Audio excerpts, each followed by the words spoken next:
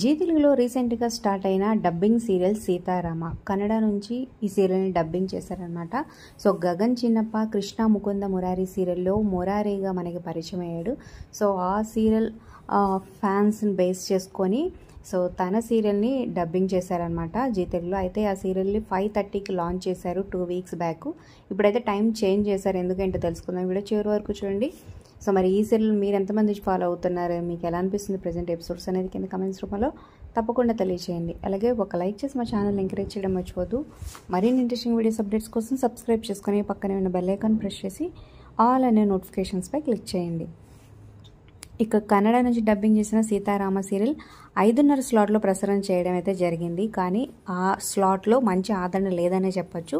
లేటెస్ట్గా first week TRP rating చూసుకున్న only 1 రేటింగ్తో, చాలా లీస్ట్ రేటింగ్తో కొనసాగుతుందన్నమాట. సో అందుకని మధ్యాహ్నం 12 గంటలకి టైం షిఫ్ట్ చేశారనమాట. అంటే ఆగస్టు 26వ తారీఖు నుంచి సోమవారం నుంచి శనివారం వరకు మధ్యాహ్నం 12 గంటలకి అలరించిపోతుంది. సో ఈ టైమింగ్స్ మీకు ఎలా అనిపించినాయి కింద కమెంట్ చేయండి. అలాగే మిగతా సీరియల్స్ టైమింగ్స్ కూడా చేంజ్ కాబోతున్నాయి అనమాట. ఇంకో 3 సీరియల్స్ అవేంటో మరొక వీడియోలో అఫీషియల్గా అప్డేట్ రాగానే తెలుసుకుందాం. దానికోసం మా ఛానల్ సబ్స్క్రైబ్ చేసుకొని పక్కనే ఉన్న బెల్ ఐకాన్ ప్రెస్ చేసి ఆల్ అనే నోటిఫికేషన్స్పై క్లిక్ చేయండి.